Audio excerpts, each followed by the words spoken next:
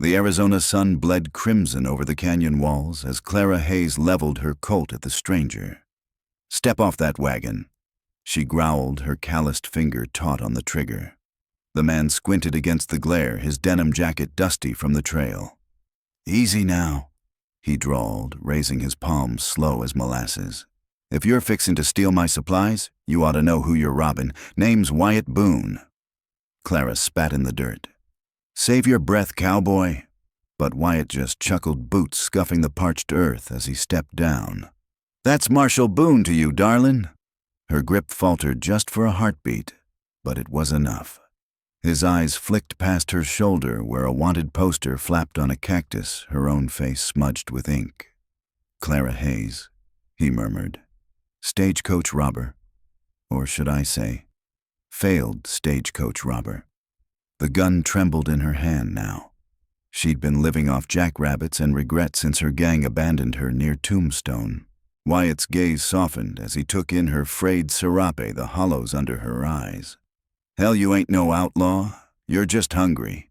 When her knees gave out, he caught her before she hit the dirt, the scent of whiskey and saddle leather clinging to him. 3 days, she admitted through cracked lips.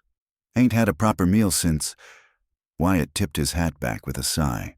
"Well, Marshall's got rules, but my ma—" He jerked his thumb toward the wagon where a cast-iron skillet gleamed. "She'd skin me alive if I let a woman starve." As the fire crackled later, Clara watched him flip sourdough biscuits with a Bowie knife. "Why'd you really let me live?" she asked. Wyatt tossed her a canteen, his smile crooked. "Let's just say I recognize someone running from more than just the law." Behind them, his paint horse whinnied, almost like it was laughing. Clara Hayes didn't know it yet, but she'd just stolen something far more dangerous than a wagon a second chance. The desert wind howled through the sagebrush as Clara Hayes clutched the tin plate like a lifeline. "You don't know a damn thing about me," she muttered, beans spilling over the edge. Marshal Wyatt Boone just leaned back against his saddle, the firelight carving shadows under his hat brim. "I know you're running," he said, poking the embers with a stick. "I know you'd rather point a gun than beg, and I know you ain't got the eyes of a killer." The silence between them could have choked a jackrabbit. Clara's throat tightened. "Got 2 kids back in Prescott," she finally whispered. Wyatt's hand stilled. "How old?" "Daisy's 7, Tommy's 5. Her voice cracked like dry leather. "Left him with a preacher's wife who sold him to some rancher for a barrel of whiskey money." The marshal's jaw worked like he was chewing on something bitter. Then he stood in one smooth motion, spurs jingling, and tossed her his canteen. "We ride at first light." Clara nearly dropped the water. "The hell you mean we?" Wyatt was already rolling his bedroll, his voice rough as gravel. "I know every crooked sheriff and honest rancher between here and the Pecos. You help me move these supplies, I'll help you find those young'uns." The fire popped, sending sparks swirling up toward the stars. Clara's fingers dug into the canteen. "Why?" Wyatt paused, his silhouette black against the moon. "Back in '73, I watched my little sister get traded for a case of rifles. Took me 2 years to find her." He spat into the flames. "Ain't letting that happen again on my watch." They moved through the territory like ghosts, after that Wyatt's paint horse kicking up dust, while Clara memorized every twist in the trail. At night, she'd catch him studying old wanted posters by lantern light, circling names with a charcoal stub. "You hunting someone?" she asked once. He just folded the paper away. Men who trade children ain't men at all. When they finally reached McCollum, the trading post reeked of sweat and cheap tobacco. A pockmarked kid wiping glasses nodded toward the valley. "Heard the Bar W took in some young'uns last month. Girl sings to the cattle. Boy's got a limp." Clara's heart hammered so loud, she barely heard Wyatt cock his revolver. The ranch house loomed like a bad omen, its porch sagging under the weight of 100 bad decisions. A hulk of a man stepped out, shotgun loose in his hands. Wyatt's voice went deceptively smooth. "We're here for the Hayes children." The rancher's grin showed 3 missing teeth. "Bought 'em fair and square. Girls good at mending fences. Boys—" That's when Clara saw them 2 tiny figures hauling water buckets by the corral. Daisy's braids were coming undone. Tommy dragged his left foot just like he had since the fever. Something inside her snapped hotter than a whip crack. Next thing she knew, she'd vaulted the fence, her Colt already singing from its holster. Wyatt's shout of, "Clara, wait!" got drowned out by the thunder of her first shot, kicking up dirt at the rancher's boots. The children's screams tore through the valley like a wounded coyote's howl. And that's when the real shooting started. The rancher spat a stream of tobacco juice into the dirt, his beady eyes shifting between Wyatt's star and Clara's trembling gun hand. "Triple what I paid," he growled, "or the brat stay put." Clara's finger whitened on the trigger, but Wyatt's voice cut through like a Bowie knife through butter. "Mister, you're looking at two choices: walk away rich or feed the coyotes by sundown." The man's smirk died when Wyatt flipped open his coat to reveal the twin Colts strapped to his ribs. A heartbeat later, Clara was sprinting toward the ramshackle barn, her boots kicking up dust. The door screeched on rusted hinges, revealing two small shapes huddled in the hay. "Daisy!" The girl's head snapped up, her sunburnt face streaked with dirt. "Mama!" The word hit Clara like a shotgun blast to the chest. She collapsed to her knees, gathering them so tight she feared she might break them. Tommy's little hands clutched her shirt, his breath hot against her neck. Behind her, she heard the metallic click of Wyatt's hammer cocking. "Best ride on now," he told the rancher, his voice colder than a Montana winter. That night, camped by a bend in the Gila River, Clara watched the firelight dance across her children's sleeping faces. Wyatt sat across the flames, cleaning his revolver with methodical strokes. "You never told me why?" she whispered, her thumb brushing Daisy's tangled hair. The gunmetal gleamed as he slid the cylinder home. "Had a sister once. Men like that took her when she was 12. His knuckles whitened around the grip. Found her 3 years later in a San Antonio cat house." The fire popped, sending embers swirling toward the stars. Clara's breath caught when she saw the wet shine in his eyes. Before dawn, she woke to the smell of arbuckles brewing and bacon frying. Wyatt stood at the fire in a fresh blue shirt, the sleeves rolled over scarred forearms. "That's new," she murmured, nodding at the shirt. He poured coffee into a dented tin cup. "Figured we ought to look respectable when we hit Tucson." She froze with the cup halfway to her lips. Wyatt squatted beside her, his calloused hand covering hers. "Clara Hayes," he said, his voice rough as unworked leather. "A woman who'd face down hell itself for her kids is worth more than gold." The morning sun caught the silver in his stubble as he leaned in. "But if we're doing this proper, you ought to know my full name's Wyatt Boone McAllister." The tin cup trembled in her hands. "That a proposal, Marshal?" "Damn straight!" Behind them, Tommy stirred in his blankets, muttering about rattlesnakes. Wyatt's mouth quirked. "He gets that from your side, I reckon." Clara's laughter startled a covey of quail from the brush. As the sun rose over the Sonoran desert, warming the faded patches on Wyatt's best shirt, she realized something for the first time in 7 hard years. She was home. The coals glowed crimson as Clara tucked the frayed edge of Wyatt's old cavalry blanket around Daisy's shoulders.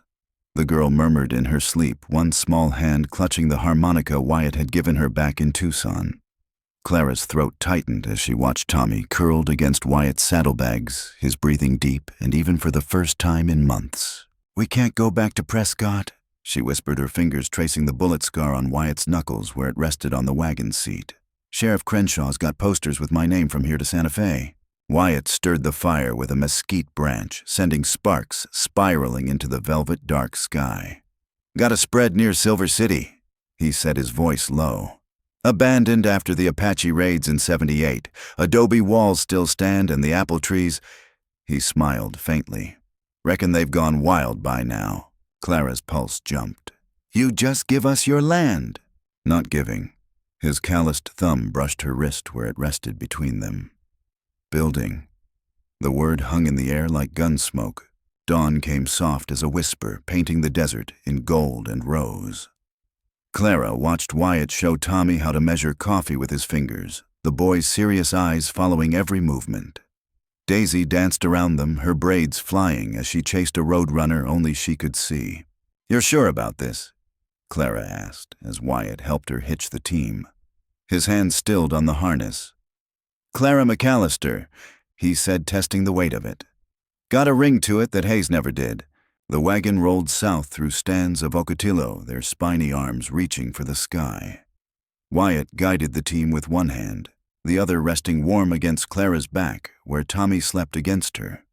Daisy perched between them, chattering about the jackrabbits and pointing out every hawk that circled overhead. "Dry wash up ahead," Wyatt murmured as the sun dipped toward the dragoons. "Good place to camp." Clara nodded, already planning the biscuits she'd make with the last of the flour, the way Wyatt's eyes would crinkle when he bit into one, as the ironwood shadow stretched long across their makeshift camp. Clara watched Wyatt lift Daisy onto his shoulders to reach the last of the season's prickly pears. The girl's laughter echoed off the canyon walls, mingling with Tommy's whoops as he chased fireflies through the purple twilight. Wyatt caught her watching and winked, his face gilded by the firelight. In that moment, with the scent of baking bread on the wind and her children's voices ringing clear, Clara understood what home truly meant. It wasn't four walls and a roof. It was the man who'd fought for her before he even knew her, the land that waited patiently for their story to unfold, and the quiet promise of tomorrows yet to come. The mesquite fire crackled as Wyatt McAllister fed another branch to the flames, the resin popping like distant gunfire. Clara kneaded biscuit dough in the cast-iron skillet, her sleeves rolled up to reveal the faded tattoo on her forearm, a rattlesnake coiled around the letters LD that she never explained. Tommy watched wide-eyed as Wyatt whittled a piece of juniper into a whistle, wood shavings curling at his boots. "Never been south of the Gila," Clara admitted, pressing the dough with an empty whiskey bottle. "Heard the soil down near the border turns to dust by June," Wyatt's knife stilled. "Depends what you're willing to fight for." He nodded toward the horizon where thunderheads gathered. "Pecans grow tough as nails down there, and pomegranate's sweetest you'll taste this side of the Rio Grande." Daisy abandoned her jerky to press against Wyatt's side, her small fingers tracing the barbed wire scar on his wrist. Clara's throat tightened, watching them, this hardened lawman who'd become so gentle with her children. "The adobe's got good bones," Wyatt continued, handing Daisy the half-carved whistle. "But the east wall's leaning like a drunk after payday." He caught Clara's eye over the fire. "Thought we might add a proper porch, with a swing." Clara's hands stilled. A porch swing meant staying. Meant mornings drinking coffee while watching the sun rise over land that was theirs. The biscuit dough suddenly felt sacred in her palms. "We'll need chicken wire," she said, her voice rough. "And lumber for shutters that'll keep out the sandstorms." Wyatt's slow smile lit his face like sunrise. "Already got a line on some seasoned pine at Fort Bowie. Sergeant there owes me for settling a poker dispute." As twilight painted the canyon walls in violet hues, Clara bandaged Wyatt's blistered hands with strips torn from her last clean petticoat. His calloused fingers trembled slightly against hers, this man who'd faced down outlaws without flinching, undone by her touch. Behind them, the children slept tangled together under Wyatt's saddle blanket, Daisy's new whistle clutched in her fist. The fire burned low, its glow catching the promise in Wyatt's eyes as he turned his palm up to lace their fingers together. Somewhere in the darkness, a coyote called to the rising moon, but here by the dying embers, Clara McAllister finally understood what peace tasted like: warm biscuits and mesquite smoke, and the quiet certainty of a hand holding hers. The wind howled through the canyon like a restless spirit as Clara stood motionless before the sagging adobe, her children's small hands clutching her skirts. Wyatt's voice carried over the gale, rough with apology. "Needs work, I know." But Clara wasn't seeing the peeling whitewash or the broken hinge. She was seeing the sturdy vigas supporting the porch roof, the thick walls that had stood against 100 desert storms. Daisy broke free first, darting up the warped steps to press her nose against the dusty window. "Look, Mama, a real stove." Tommy followed more cautiously, his bare toes testing each board like he'd learned to do in rattlesnake country. Clara crossed the threshold slowly, her boot heels echoing on the saltillo tiles some long-ago settler had laid. The air smelled of cedar and memories, ghosts of meals cooked of winters weathered. She ran her fingers along the soot-stained mantel where someone had carved initials inside a heart. LD plus MC, 1862. Her thumb lingered on the letters. Wyatt appeared beside her, his hat in his hands. Found it abandoned after the Apache raids. Figured, he swallowed hard. Figured it deserved a family again. Outside, the wind chimes Wyatt had fashioned from spent rifle casings sang a rusty lullaby. Clara walked to the hearth where Daisy was pretending to bake imaginary biscuits, her laughter bouncing off the thick walls. In that moment, Clara saw it all, the Christmas stockings hung from the Vigas, the school books stacked by the door, Wyatt's spurs jingling as he came in from working the fields. "You'll take the bed," Wyatt said abruptly, nodding to the iron frame in the corner. "Me and the boy can—" "No." Clara's voice cracked like whip. She turned to face him, the desert sun through the broken shutter painting stripes across his weathered face. "We'll share the bed, all of us, until you build another." Wyatt's Adam's apple bobbed.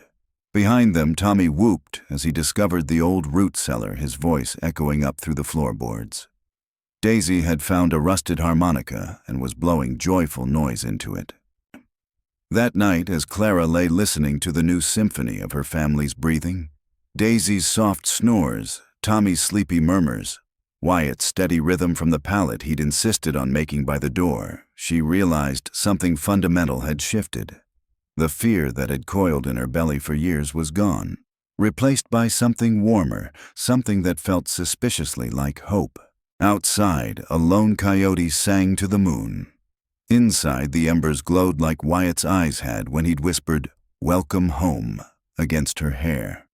Clara closed her eyes and smiled into the darkness. For the first time in her hard-scrabble life, she believed it. The first light of dawn painted the desert in pale gold. As Clara stepped onto the porch, the rough wood warm beneath her bare feet. Wyatt was already at work in the yard, his muscles straining as he planed a pine board, the shavings curling at his boots like wood ribbons. She watched the sweat trace down his sun-browned neck, remembering how different this man was from the hard-eyed marshal who'd first leveled a gun at her. "You're up before the roosters again," she called, wrapping her shawl tighter. Wyatt didn't pause his rhythm. Best time to build dreams. He said, the rasp of steel on wood underscoring each word. Clara moved closer, catching the scent of fresh-cut timber and the leather of his tool belt. "You really think we need 2 cots already?" Wyatt set the plane down, his calloused hands running along the board's edge. "I'm thinking about when Tommy outgrows that bedroll, about Daisy needing her own space when she turns 12. His eyes met hers steady as the adobe walls surrounding them. "I'm thinking this family's gonna need room to grow." A lump formed in Clara's throat. Family. The word still felt foreign on her tongue, sweet as Wyatt's stolen kisses behind the barn. She picked up a discarded nail, rolling it between her fingers. "My pa used to say you could judge a man by how he treated his tools." Wyatt's mouth quirked as he oiled his saw blade. "And—" Clara stepped into his space, their breath mingling in the cool morning air.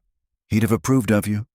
The admission hung between them, fragile as a spider's web glistening with dew. By noon, the second cot stood sturdy near the hearth, its oak slats sanded smooth by Tommy's eager hands.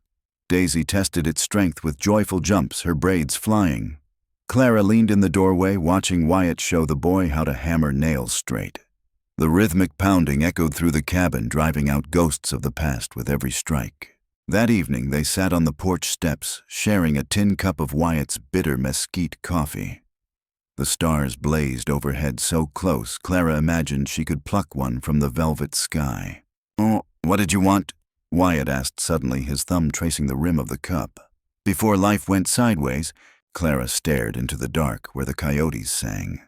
"A front door that didn't need locking," she whispered. "Supper cooking while children played without watching the road." Wyatt's hand found hers, his palm rough against her knuckles. "We'll plant roses by that door," he said. "The kind that bloom even in drought." The first raindrops came then, soft as a blessing on the parched earth. Clara tilted her face to the sky, letting the water mingle with the tears on her cheeks. Behind them, through the new glass window Wyatt had bartered for in Tucson, the lantern light spilled golden across the floor, where their children slept safe and home at last. The stubborn hen clucked indignantly as Clara checked the nesting box, her fingers brushing warm eggs.